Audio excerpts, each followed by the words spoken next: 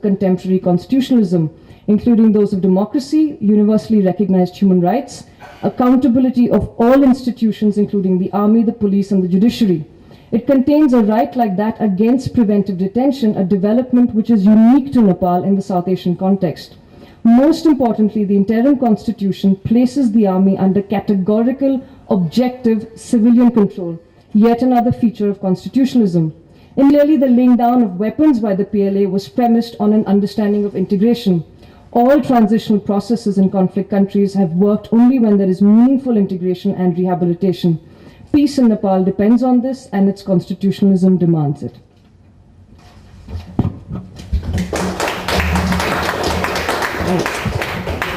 Thank you, Monica. I think you have linked your presentation with the contemporary constitutionalism principles and raised 7 critical points that should be taken into consideration in the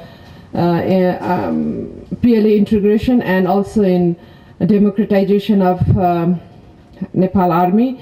And that time has also come that we ask comments from a Nepali presenter, and we have 4 commentators in this session, and I would like to request each commentator to take only 8 minutes so that we have some more time to get feedback and comments from the participants.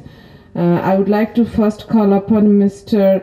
Giza Sharma Wagle for your comments. Please take only 8 minutes. Indebted to organizers for this rare opportunity, especially to Dr. Surya Dumle and Dr. Bipin Adhikari.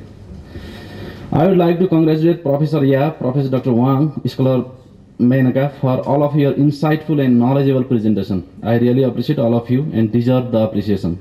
Honestly speaking, it is quite difficult job to me to comment on such scholarly written papers by Professor Ya, Dr. Wang and Scholar Menaka. sit along with security scholars like Professor Dr. Indrajit Rai, retired Major General Kumar Phudung, and retired Lieutenant General Sadip Shah as a commentator.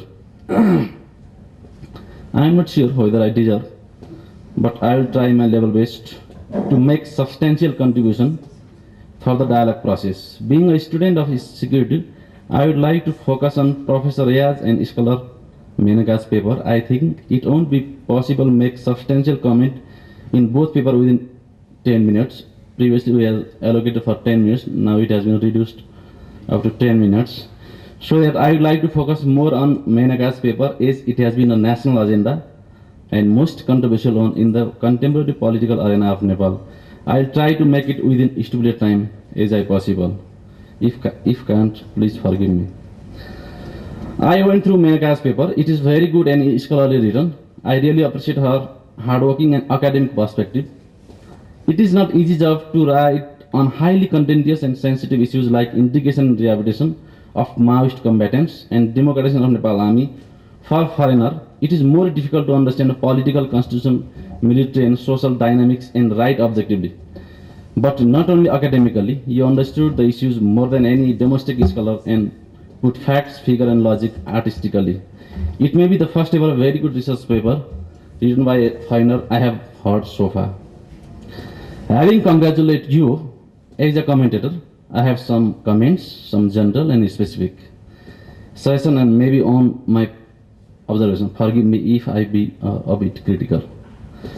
I would like to start from the title. You have written integration of combatants, but I would like to suggest amending the title integration and rehabilitation of combatants, as it is not only integration, it is a rehabilitation process as well.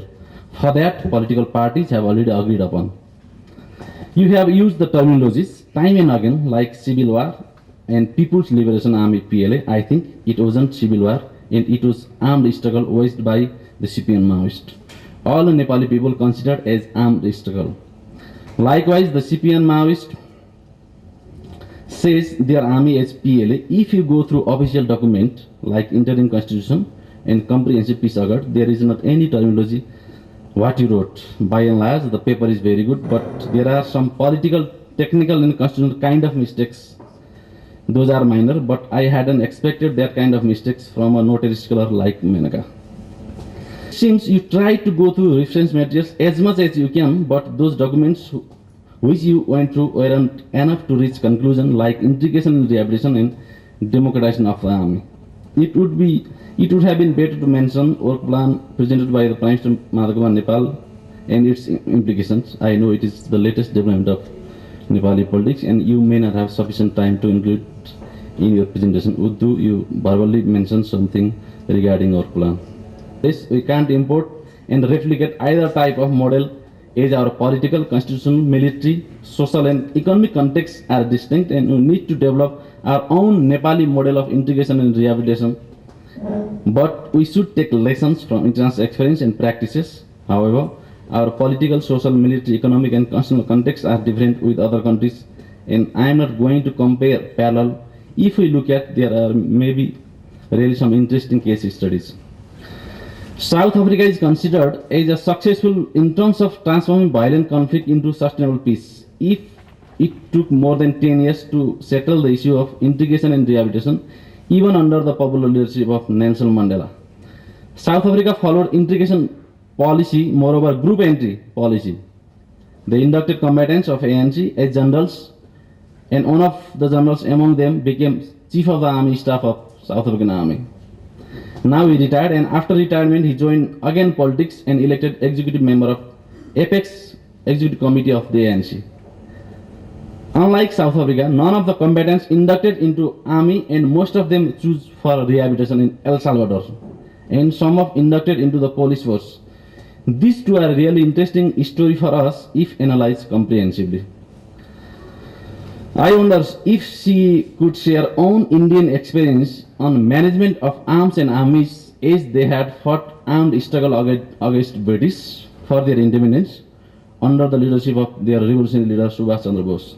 It would be worth listening to Menaka how they manage the arms and armies and how they ensure peace and security in India after independence. Now I would like to share my observation in Nepali context with kind permission of chair. As Menaka outlined, we are passing through a historical transition phase and fate of the newly established Federal Democratic Republic will depend upon the future of the ongoing elusive fragile peace process. Drafting a new democratic constitution based on political consensus and taking the peace process into meaningful conclusion is the need of the hour, if the ongoing peace process is to be success.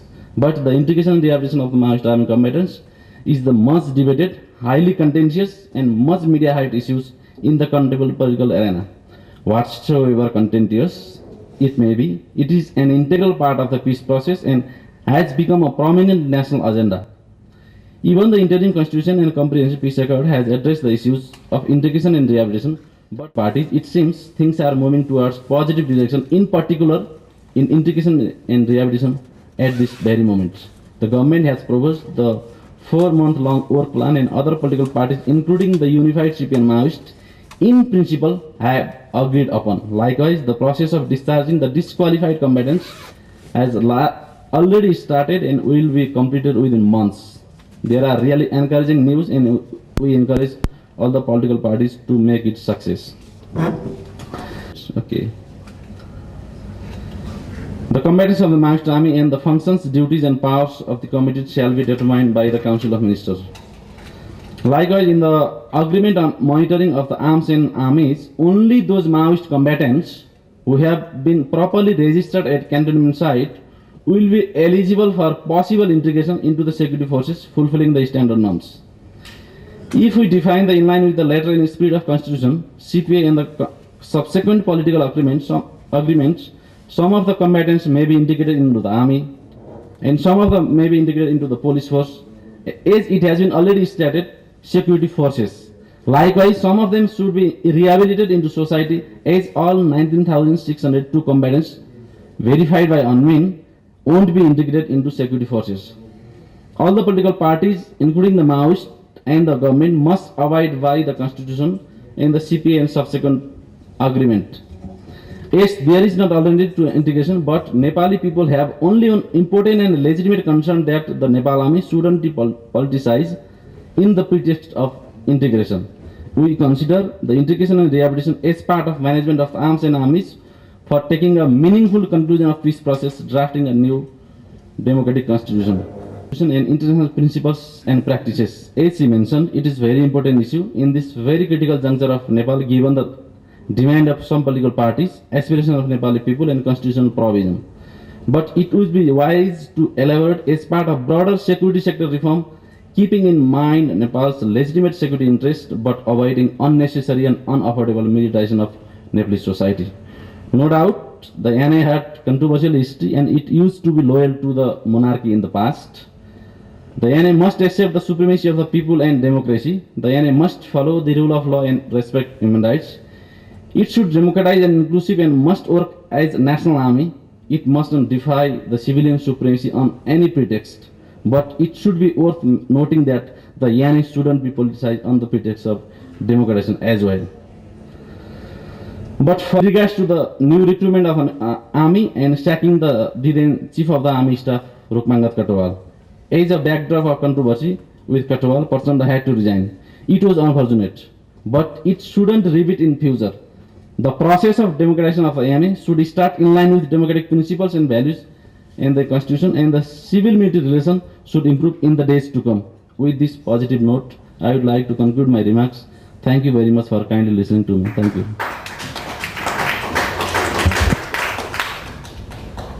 But the question is whether there is an intention to reintegrate in reality or not, which has been raised.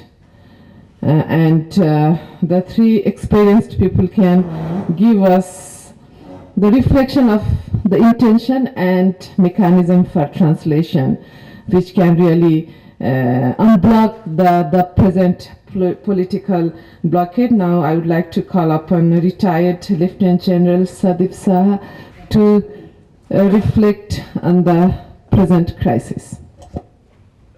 First, I'd like to thank the organizers for this program, for the opportunity provided to me to interact with distinguished panelists. Both the topics are absolutely pertinent, subjects to be considered while framing the Constitution. Secondly, the contents of all three presentations by Professor Wang Zemin, Professor Jun Rong Wei, and Ms. Menaka Guruswamy are enlightening and should be appreciated as valuable inputs while framing the Constitution. All nations have their destined share of strengths, weaknesses, opportunities, and threats. Given the dynamics of interconnectedness and interdependency, it is beyond the capacity of individual states to pursue one's interests unilaterally. Globalization, in a way, has exposed weak and poorly governed states that are unable to meet their sovereign responsibilities both within and beyond their borders. South Asia is likely to experience heightened violence and instability. Weak states also provide all the prerequisites for transnational non-state actors to seek asylum, manage their illegal activities, and destabilize the concerned nation too. However, the remedy demands addressing one's internal weaknesses and vulnerabilities through self-cure, rather than blame game solution. In order to motivate its subjects to survive, grow, and prosper, the nation should be able to identify its sense of purpose, to exist within an independent identity. This purpose, also known as the core values, will establish a faith and a cause for the citizens to live and die for. If the purpose is the end, then national interests are means. National interest declares the goals and ambitions of a nation for its survival, security, and free exercise of sovereign powers. Among the national interests, those that the nation is willing to fight for diplomatically, politically, and militarily are the survival and vital interests. The traditional sense of national security implies relationship between the population, government, state institutions, office holders, and the capacity of the state to protect itself. State security involves security of the individual, nation, regime, and state. A weak state lacks social cohesion and state capacity and is unable to secure its core values. Therefore, a nation incapable of defending its vital national interest is on the path to be a failed state. Political instability over an extended period will impel the nation to be a failed state. Should the national institutions and citizens themselves analyze the ground realities and implement corrective measures to avert the man-made catastrophe? Or wait for external forces and sources to declare the nation a failed state to substantiate an intervention? Regarding Nepal, its national unity and identity is a function and outcome of inter-ethnic, intercultural, and inter-regional harmony. It is actually the center of gravity. However, insurgency and the transition phase seems to have distorted and disturbed the national fabric. The young generation today seems to sound totally disillusioned by the prevalent decadent national stalemate and is polarized. Their views stretch from renouncing and replacing the existing political leadership to opting for a merger to secure a promising future. You can very well imagine nationalism is going down the drain. Now let us mull over certain scenarios. The National Security Council is the agency to identify national interests, threats to national interests, and appropriate national instruments of power to address those identified threats. However, the NSC remains virtually non-functional. Unless the fundamental needs of the people, both physiological and safety, are to be met with to a reasonable degree, will the starving people care to die for the subjective concepts like sovereignty, independence, and democracy? Can a nation incapable of securing its international borders be still considered able to defend its vital interests? The maintenance of international credibility demands dexterity in preserving national cohesion through a centripetal force that addresses internal vulnerabilities as well as external pressures. Indications lead to water being a key security issue to Sino-Indian relations in the future.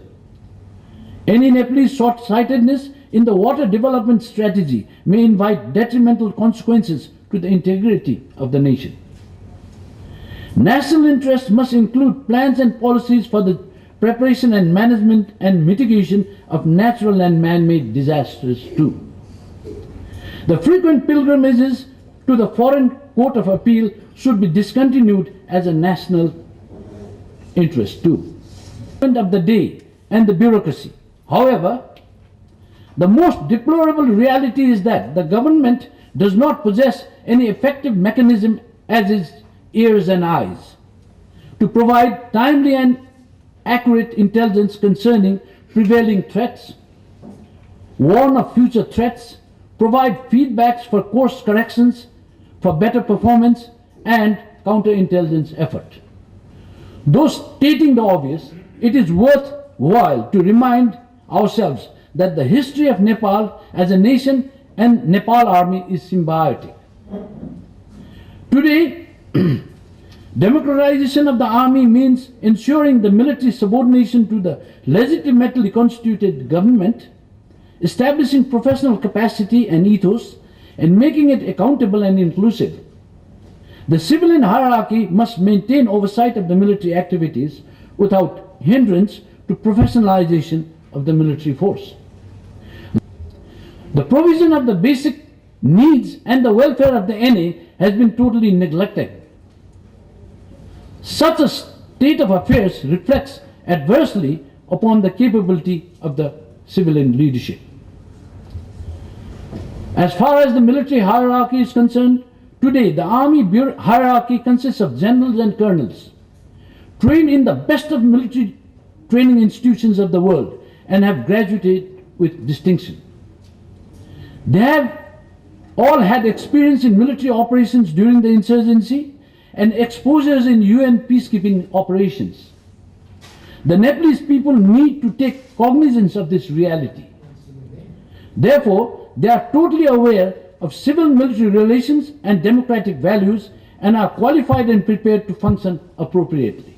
And lastly, engagement of the civil society to provide oversight on the issue of accountability over defense and security matters.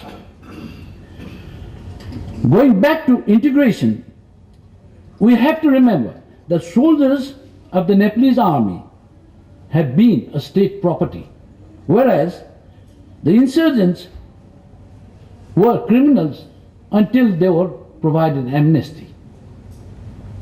Though integration is a political decision to enhance social cohesion and nation building, it should neither degrade the security sector nor weaken civil-military relations. To conclude, probably late Dr. Saubhagya Shah's words are apt to explain the appropriate civil-military bond. He said, civil-military relationship is dynamic, country-specific, and constantly evolving in response to the political shifts, external imperatives, and technological innovations. However, it is not a static equation. Thank you very much.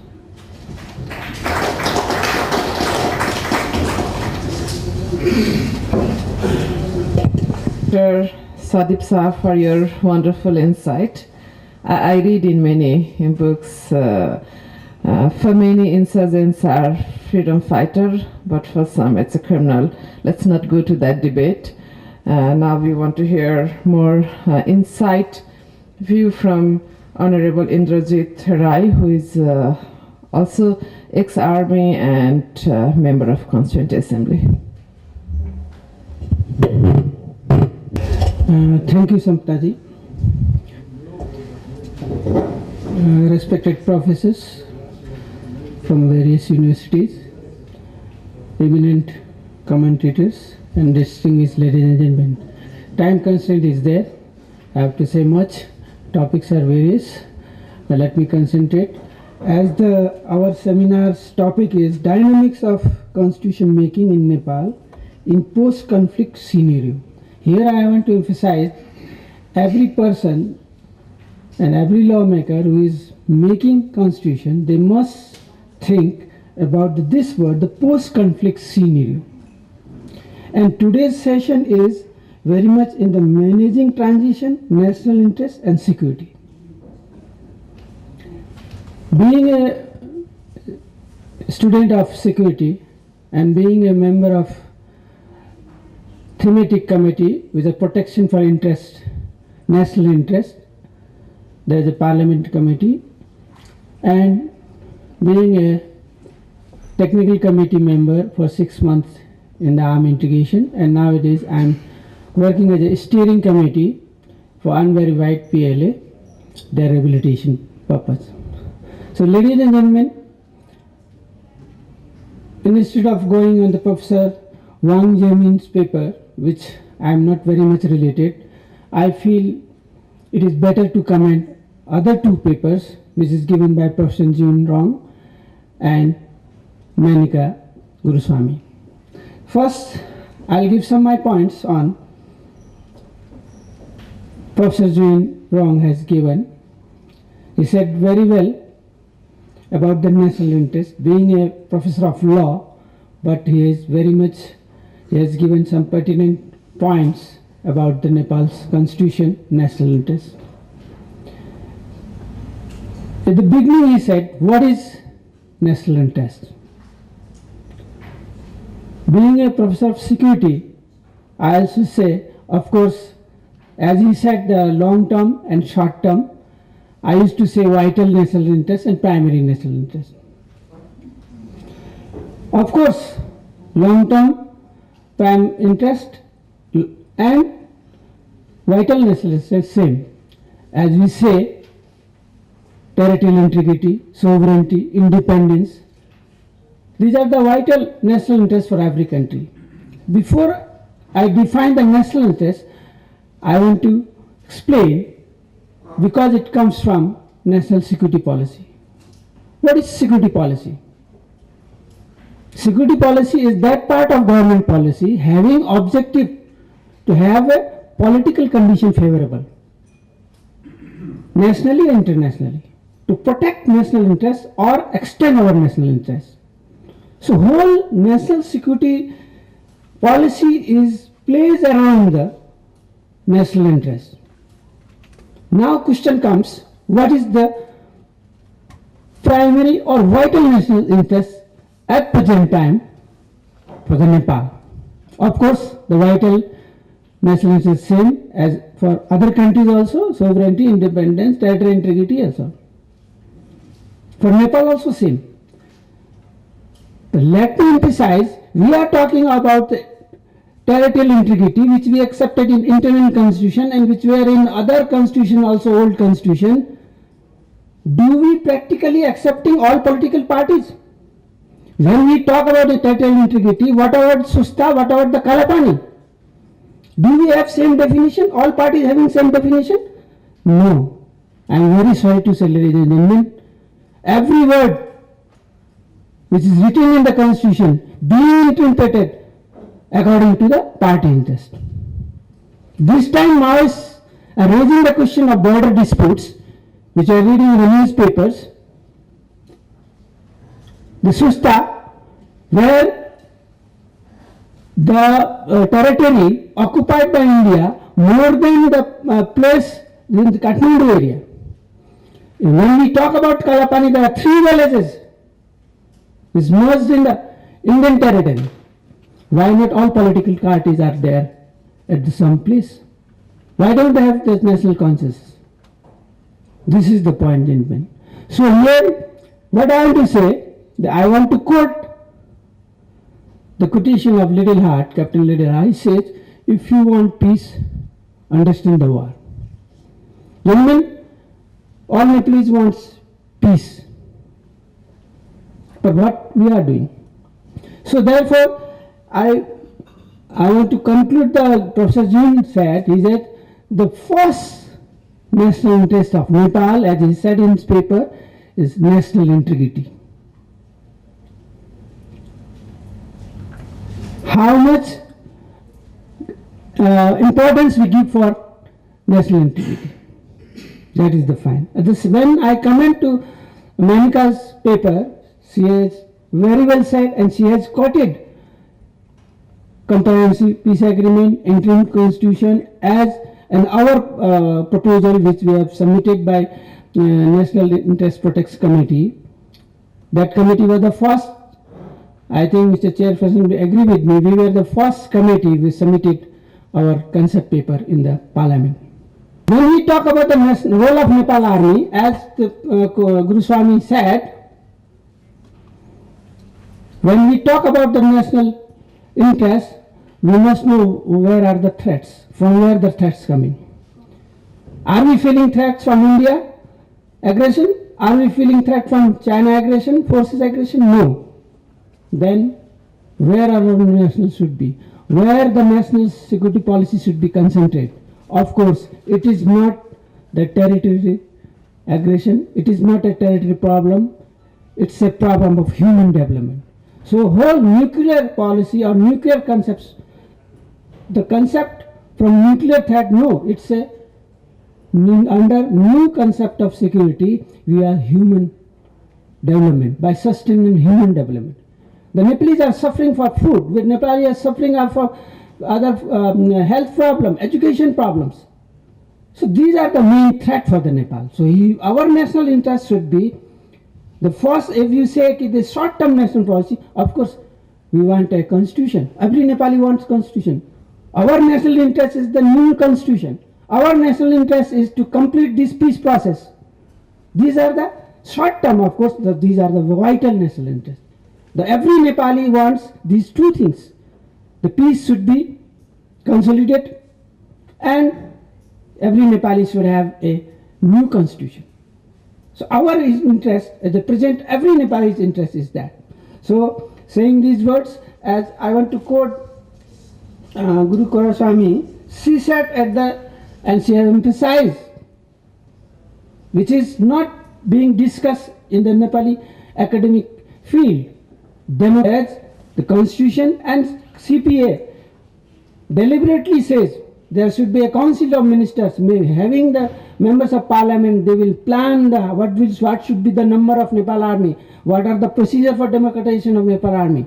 We should talk on that field also, which she wrote in her paper. So saying with this, I think the time is very less and the chairperson is very strict. So let me stop my feelings by saying these words only. Thank you.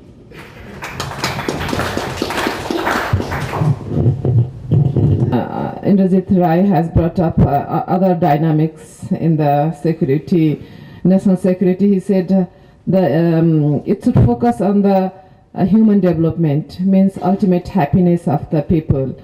And the question which also we need to link whether, because Fundamental Rights Committee has already proposed few language like right to life, right to freedom, but we have yet to see a provision, a right to security within that framework. And now I call upon Mr. Kumar Fundeng, who also have so much experience in integration policy and who was also retired Major General of the DIN, Nepal. Madam Chairperson, good morning to everybody. In fact, I won't take too much of, I think, our formalities. Straight, I must come down to the subject. I think that will save my time. Before going to my perceptions and thought process, I think I must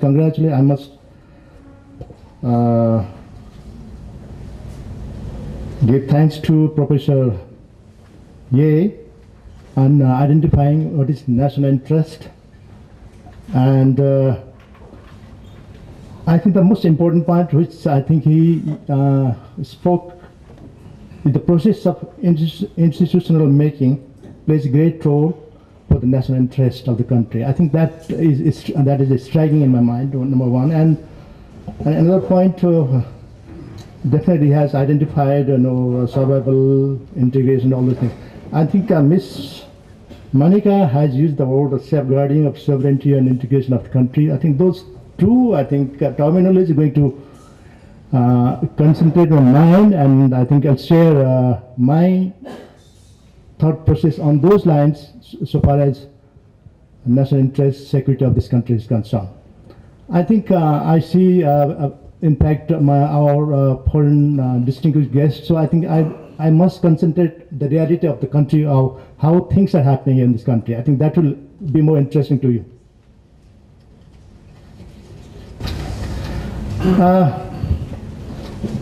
I'll try to be very short and try to relate to our, I think, problem in this country, so that I also save time and try to make you understand quickly.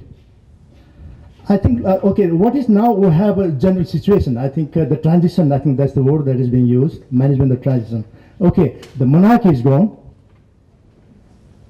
but we must, I think I must share with you that the institutions built up under the monarchy system is still intact. At that point, I think we should understand that. And that's how things are getting more complicated. When I said intact, is the culture, it's a mindset of the whole state policymakers. That is very important, I think. Our general situation that is hitting us, a problem in this country. I just give you one simple example. I think in the first session, when the president came down to integrate this session, I hope many of you must have noticed the way, the security movement, the way the strict, fashion, that we used to have in the monarchy system. And one, I think, gentleman, I don't name his name, foreigner, he said, "What is this? I don't like this something." He was very uneasy. So this is something, it shows the cultural, continuity that we have in this country still going, though the Republic has come up now. Okay, now, I think one perception, I think we must go back during a monarchy system. What are the national security perception during monarchy system? I think I'd like to relate to what our professor has trying to say. What is national security? What is the interest of the country? I think Nepal during a monarchy system, if I use the word, it was not a nation state, but it was a state nations, state nationalities. When I say that, our king was a Hindu king. And naturally, he ruled the country for 240 years in fundamentally imposing the Hindu religion, Hindu culture.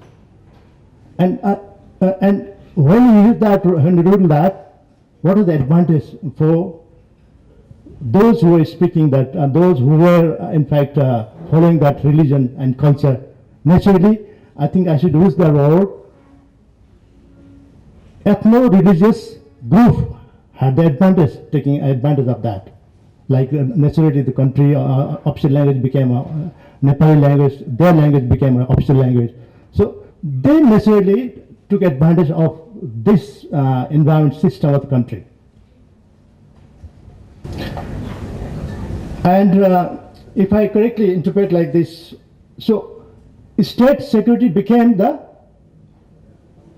regime security, that is the security of the king. And national security, national interest became the interest of this ethno-religious group of the society. So naturally, they had the advantage, the state institution became under the control. I think we should understand that way, the way, I mean, theoretically they are trying to, he is trying to make us to understand the language. Okay, now, if that was the background of a society, that was the background of the state institutions. Okay, you're giving me, I think I have a lot more to speak anyway. So what experts talk of so many nationalities, so many minorities, all I think I categorize into three groups politically now once that monarchy is gone. One is definitely ethno-religious groups. I think in our language we call it Khas Brahmin society, the group. That is the traditional, I think, the group they have control of the state. Next is ethno-linguistic group.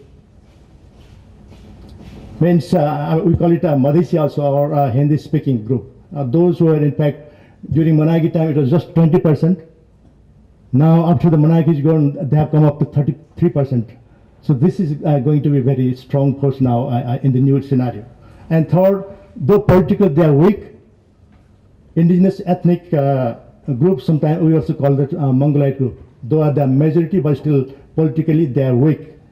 So in the new context, I think these three groups are going to make a country's national interest in their perspective. I think that's what I understand. So what is national interest? Natural national interest becomes the shared values of the major this Nepali society, their values translate into a certain objective. I think I must highlight one important rethinking of the third world states' national security. I think that's very important, if particularly to understand for us and for our leaders here. The three things you must understand a problem that third countries are facing is, I think, rethinking is now. So far as the national security concern, it's not from external, it is within. That's number one, I think the experts have identified. And second, after the Cold War, the state is not going to disappear, mind you. And the third, after the Cold War, I mean, your security pattern is going to be affected not by the superpower or something, it's going to be affected by your regional, your neighbor powers. So the present scenario, I think, if I mean, the politicians talk of different language, media talks of different, like, you know, puppet or something. I don't use that puppet, but at least I understand that this state institution is virtually, I mean, the state, the political forces are proxies, are surrogates, and that, I think, they have the upper hand in this country now. And that is another, I think, challenge that is the country is facing. And we must understand that another scenario, the external threat. What is external threat? External threat, I think I like to learn, I like to share with you the lessons learned the own country. You see, in the history of Nepal, we have a military intervention from the south, we have a military intervention from the north. That means the worst scenario is going to be what? Tomorrow is going to be a military intervention. If this is going to be a military intervention, how are we going to professionalize that army? How are we going to tune up that army into a new mission? I think that must be striking in the mind of our leaders. That's not happening. Okay. Next, you see, interim constitution clearly says democratization of Nepal army. It says clearly, let's say, it should be national in character. What is national in character? It definitely it has some meaning. It has to be intervened, correct? See, saying that tomorrow the country is going to face some internal, external challenges, necessarily whatever weakness Nepal army had must be rectified, must be trained and tuned up in the new mission.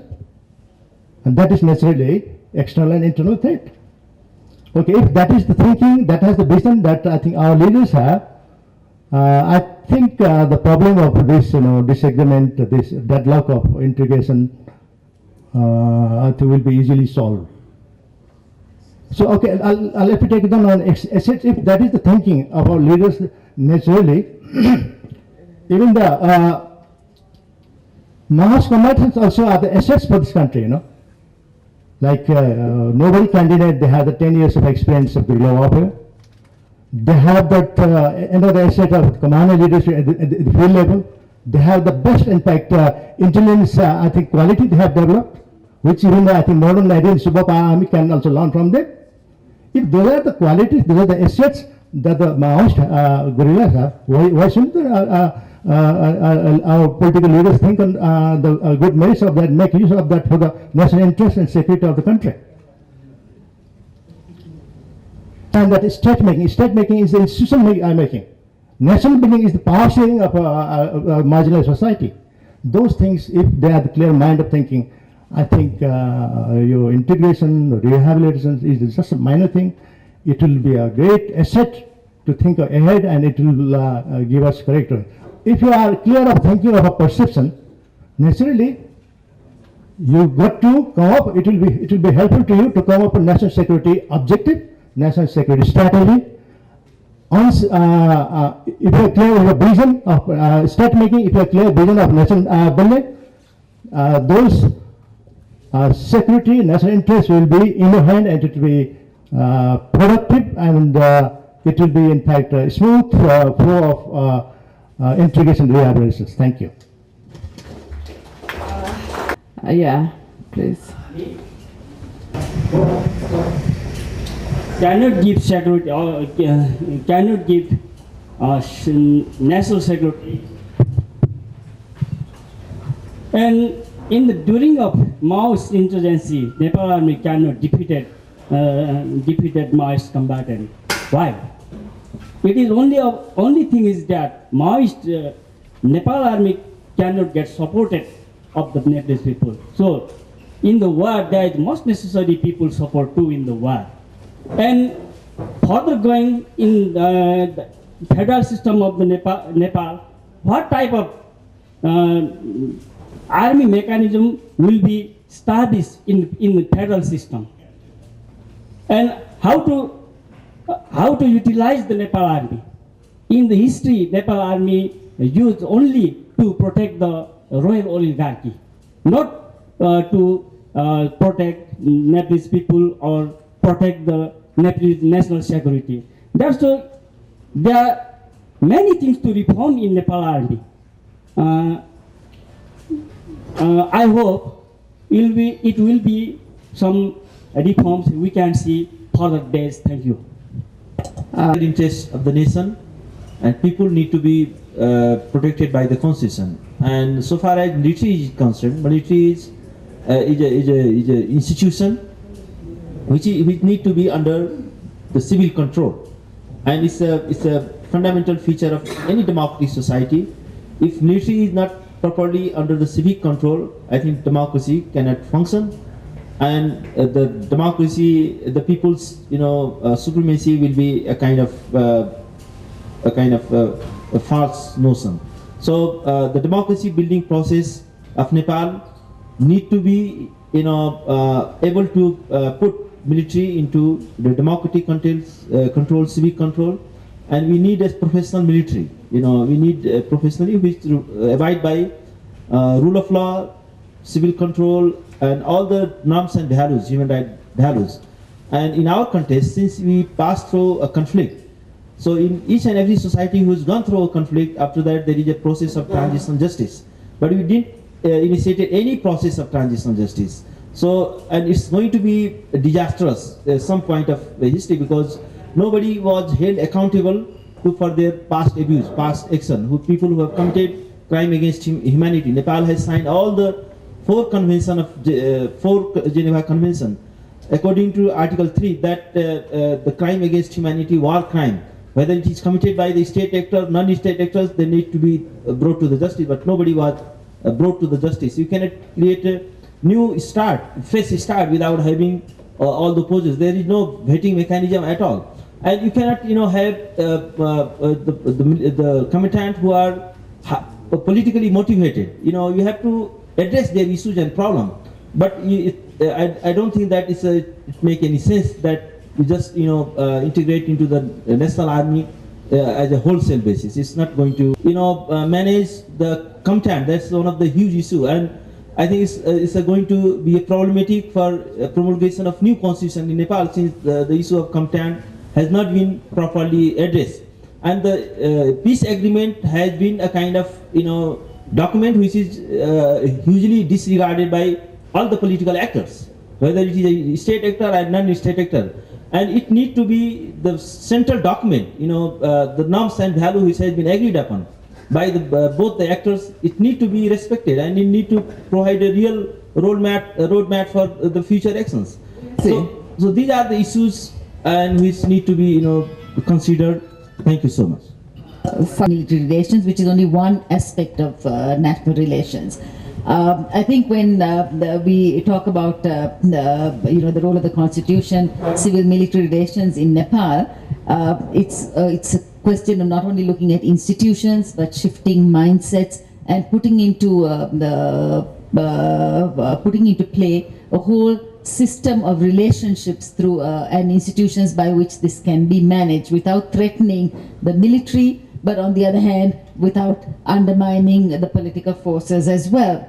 When you talk of civil-military relations, it also means, not only it means control of budgets, transparency issues, all these things which have to be constitutionalized, and this is the time to really do that.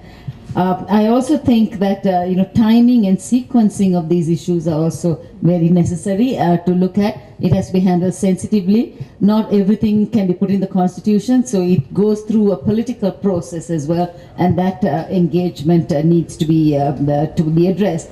The question was raised: what kind of army will there be in a federal Nepal? There's always a danger of ethnic armies, and also a danger of not having a wide representation of ethnic groups in the armies. Otherwise, it's seen as oppression of one community by another. And these are very legitimate concerns you have to really be looking at. Thank you. We have 3 CM members, so better you discuss in the parliament the real problem of our country. And so if we make some paper on ground reality, what are the relations between the army and the government, what are the relations between the political party and the army and the PLA and other political party. So these are a few things that we should discuss on this floor. And my suggestion that if we could discuss more about the relation between the army personnel, army camp, and the different political parties. All they are looking for their own interest. When new government form and how they are approached with the army, national army, what type of approach with the PLA. So we can see sometimes in the local newspaper and sometimes in the television, their body language in army personnel and the political parties leaders. So we have to think on this ground reality. Otherwise, we cannot resolve all this problem. Or we are making so many democratization. What is the democratization? What is that? Whether we have to train them, PLA, Nepal army, whether we have to train our politician and our CM member, what are the relations between the political party and the army personnel? I don't want to say any words here, but if you see and if you minutely, read some newspaper, you can see what word they are using each other.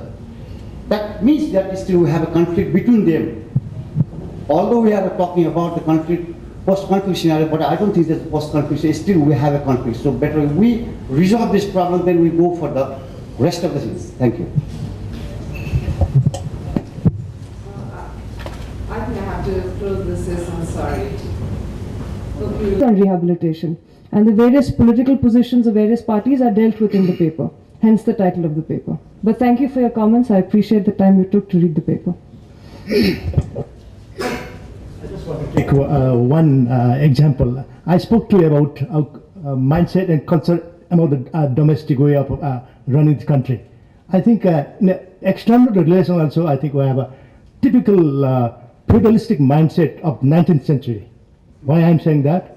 This government, though the country has become a republic, it still sends the army chief, sends to a big regional power, something like imperial colonialism system, and gets the honorary rank or something, and that is something I think that nationalism is coming up. That I think the new people are not going to accept. Thank you.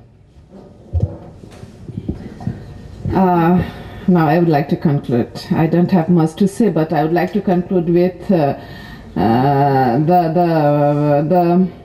presentation or question being raised by Professor Jing wrong, because he said time has come, especially in post-conflict situation.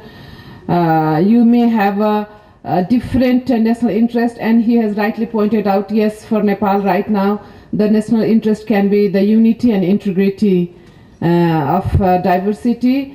But at the same time, many speakers have also pointed out that yes, in Nepal, in this post-conflict situation, in conflict transformation process, it's also prioritization of integration of PLA is also should be a national interest.